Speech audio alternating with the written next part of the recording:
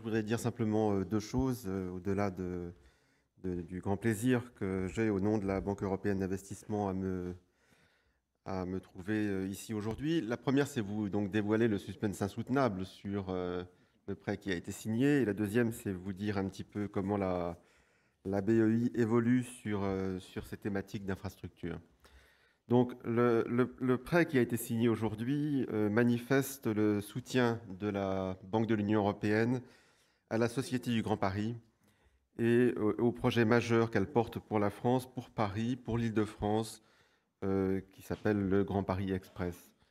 En portant notre engagement financier à 2 milliards d'euros en faveur de ce projet, et en particulier pour la ligne 15 sud de ce projet, nous manifestons qu'il s'inscrit parfaitement dans notre politique de soutien fort aux infrastructures en Europe et en France. C'est un objectif, les infrastructures prioritaires pour la BEI. Nous y avons consacré en Europe et à l'extérieur de l'Europe d'ailleurs, en 2016, 20 milliards d'euros. Et en France, cela a représenté l'année dernière, nous avons fait un peu plus de 9 milliards d'euros d'activité en France. À peu près la moitié de notre activité en France concerne des projets d'infrastructure. Le projet que nous avons signé aujourd'hui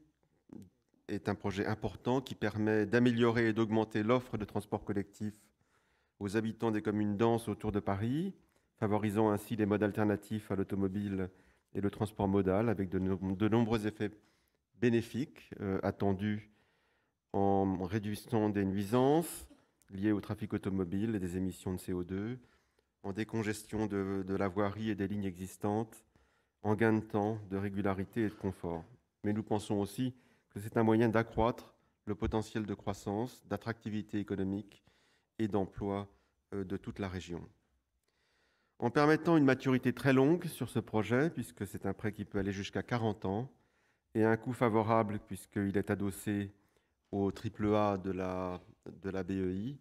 l'intervention de la Banque de l'Union européenne permet aussi de bénéficier directement au projet et à ses futurs usagers. Alors, je dirais que ce projet est assez emblématique de ce que la BEI a beaucoup fait en soutien des infrastructures en Europe. Et puis, depuis la mise en place du plan Juncker, qui nous a permis de prendre plus de risques pour permettre de faire venir plus d'investisseurs privés dans les projets que nous finançons, nous avons développé une nouvelle activité dans le domaine des infrastructures, pour aller d'ailleurs dans le sens de ce que le ministre vient d'indiquer, et financer de manière importante des projets d'infrastructures plus risqués. Parmi les principaux projets qui sont financés par le plan Juncker, il y en a deux: le financement de la transition énergétique et le financement du très haut débit, qui figurent parmi les 4 principaux secteurs, avec l'innovation et le soutien aux PME, qui sont les deux autres. Et ce que nous avons constaté, c'est qu'au total, presque la moitié de nos projets éligibles au plan Juncker, donc éligibles aux garanties du Fonds européen d'investissement stratégique, bénéficient au secteur des infrastructures, que ce soit dans la transition numérique, et en particulier nous avons financé beaucoup de projets de très haut débit en France et ailleurs qu'en France, ou de secteur de la transition énergétique et de l'énergie. Nous avons financé énormément de projets, que ce soit au titre des énergies renouvelables ou de la transition énergétique. Et nous le faisons à travers des instruments souvent nouveaux, par exemple par le développement de partage de risques, de risk sharing, avec des établissements financiers, qui permet d'accélérer la mise en œuvre de projets d'infrastructure dans la transition énergétique. C'est ce qu'on a fait notamment, pour donner juste un exemple, avec une banque allemande qui s'appelle la SAR-LB, une Landesbank,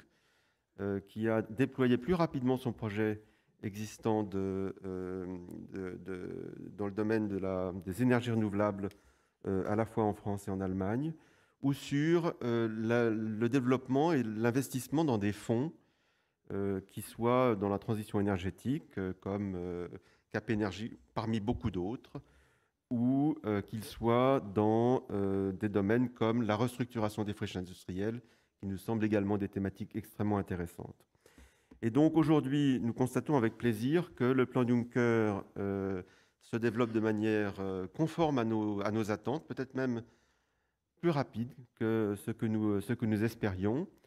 et à tel point que nous pouvons envisager avec sérénité l'extension du plan Juncker qui a été décidé par le Parlement européen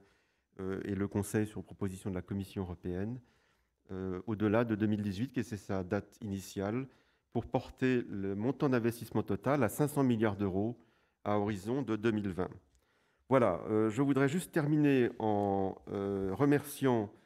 les services de la Société du Grand Paris, et notamment son président Philippe Yvain, pour leur collaboration, et les collaborateurs de la BEI qui ont beaucoup travaillé sur ce projet.